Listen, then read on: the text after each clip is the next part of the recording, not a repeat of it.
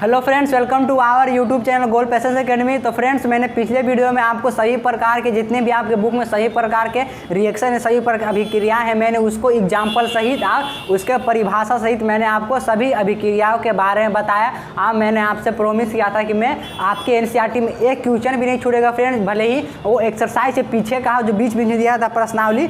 ये देखिए फ्रेंड्स, मेरे पास यह क्लास 10 के एनसीईआरटी का बुक है। मैं आज आपको इस एनसीईआरटी का बुक से फ्रेंड्स हर एक क्वेश्चन को पढ़ाऊंगा। तो फ्रेंड्स, मैं उससे पहले सभी क्वेश्चन को सॉल्व करने से पहले मेरा कुछ दो टॉपिक बच गया था जो मैं यहाँ लिख दिया हूँ। पहला है संचारण, जिसको फ्रेंड्स कहते हैं इंग्लिश में रस्टिंग, और सेकंड में विकृत गणित यानी रेंसिडेटी। तो फ्रेंड्स, ये दो टॉपिक मेरा बच चुका था। आज मैं इस वीडियो में पहले ये दोनों कवर कर लूँगा, फिर जितना भी आपका क्वेश्चन बचा हुआ है वो सभी क्वेश्चन को सॉल्व करूँगा। तो चलिए फ्रेंड्स, बिना देरी किए शुरू करते हैं हमारे चैनल गोल्ड पैसेज एकेडमी में।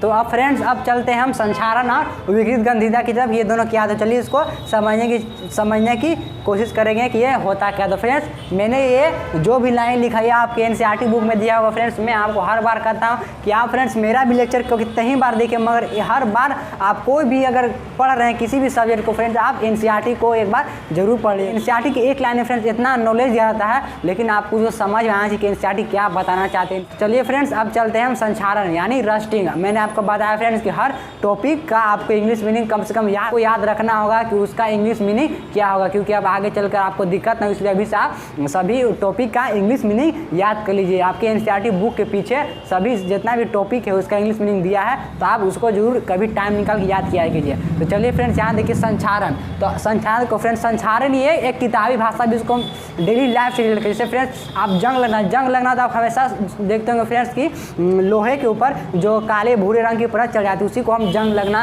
कहते हैं। लेकिन जंग क्यों लगता है फ्रेंड्स, आपको पता होगा। तो देखिए यहाँ उसी का डिफिनेशन के बाद ही संचारण रस्टिंग है, जिसको हम आम भाषा में जंग लगना कहते हैं, उसी का ये डिफिनेशन किए क्या होता है। देखिए फ्रेंड्स, लोहे से बनी वस्तु है जब वायु नमी मतलब फ्रेंड्स, अगर आप कभी देखते हो कि जब पानी का मौसम है तो आप देखते हो फ्रेंड, पानी का मौसम है तो फ्रेंड आसपास बहुत ठंडी हवा चलती है, मतलब नमी। मतलब आपको पता है कि नहीं पता है कि मैं आपको बता देता हूँ। आप मतलब फ्रेंड्स, अभी मैं यहाँ खड़ा हूँ लेकिन अभी भी मेरे आसपास जल की बूंदें हैं, जल की बूंदें। अगर आपको जानना है कि मेरे आसपास जल की बूंदें, इसको आप एक्सपेरिमेंट बताता हूँ। आप एक फ्रिज का वाटर निकालिए, उसको गिलास में रखिए और रख दीजिए। देखिएगा गिलास के ऊपर जो छोटे छोटे जल की बूंदें गिरने लगती है, वो उसी का एग्जाम्पल, इसको संघनन कर यानी फिर कंडेंसेशन कर। मतलब मेरे आसपास, मैं अभी यहाँ खड़ा हूँ तो मेरे आसपास सभी तरफ वाटर के मॉलिक्यूल है, और वाटर के मॉलिक्यूल ये गैसीय अवस्था में, जब गैसीय अवस्था से जब वाटर के मॉलिक्यूल गैसीय अवस्था से लिक्विड अवस्था में बदलते हैं, इस प्रक्रिया को कंडेंसेशन यानी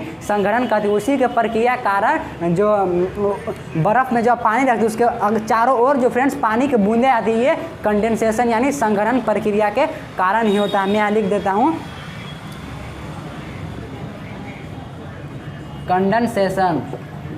कंडेंसेशन या इसको संघनन कहते हैं हिंदी में, संघनन।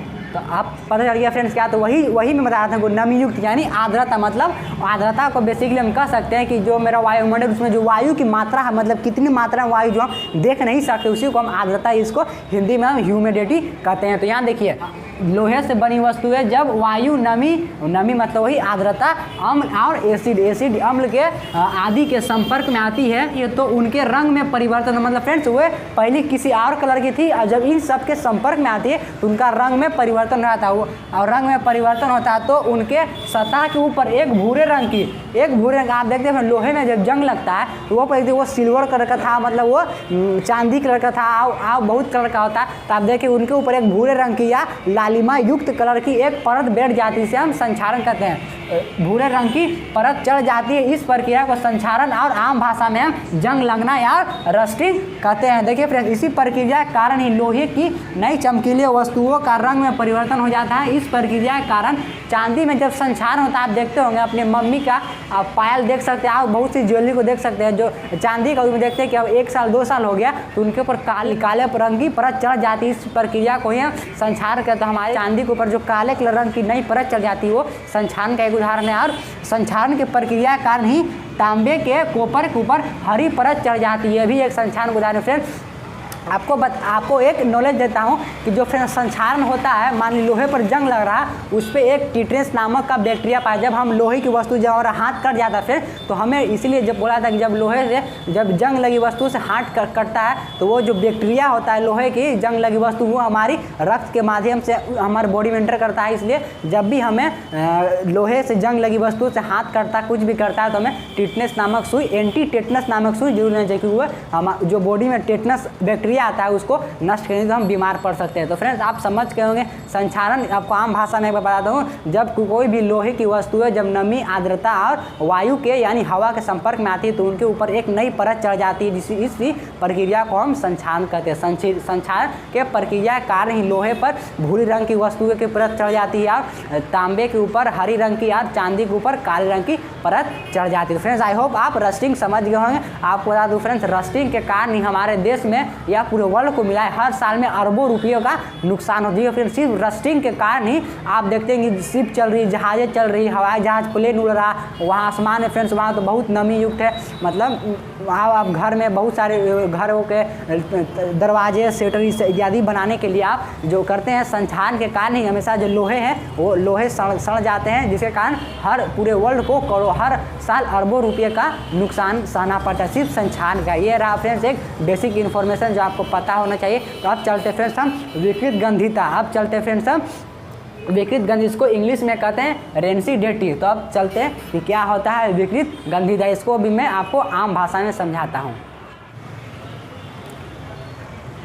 तो फ्रेंड्स अब चलते हैं अगले टॉपिक की तरफ, जिसका नाम है विकृत गंधिता यानी रेंसिडिटी। तो फ्रेंड्स पहले इसको आप डेली लाइफ से रिलेट करते हैं। आप देखते हैं कि गर्मी के दिनों में जब फ्रेंड्स गर्मी के दिन रहता है, जो आप खाना रहता है वो खाना वो बहुत जल्दी बासी हो जाती है, बहुत जल्दी वो और आ जाती है, जिसको हम जन भाषा में कहते हैं वो खाना खराब हो गया। तो वो खाना खराब हम कैसे जानते हैं कि वो खाना खराब हो गया, यानी उसके जब गंध में कमी आई तो हम पता लगा, सूंघ के पता लगाते कि हाँ ये खाना खराब हो गया। उसके जब खाते हैं तो उसके टेस्ट में कमी आई, यानी स्वाद में कमी आई थी, तब हम पता करते हैं हाँ ये खाना खराब हो गया। तो इसी प्रक्रिया को फ्रेंड्स हम विकृत गंधिता या रेंसिडेटी कहते हैं। यहाँ देखिए सिंपल भाषा में मैंने डिफिनेशन लिख दिया है जो आपके एनसीईआरटी में दिया गया है कि जब तेल, वसा यानी तेल और वसा से बने हुए खाद्य पदार्थ जब लंबे समय तक वायु की उपस्थिति में रख दिए जाते हैं तो उनके स्वाद और गंध में कमी आ जाती है। इस प्रक्रिया को विकृत गंधिता कहते हैं और यह प्रक्रिया उपचयन अभिक्रिया का एक उदाहरण है। तो फ्रेंड्स देखिए आप बोलिए कि सर ये विकृत गंधिता उपचयन अभिक्रिया कैसे उदाहरण है। तो फ्रेंड्स मैंने आपको बताया था कि उपचयन अभिक्रिया हुआ होता है जिसमें ऑक्सीजन का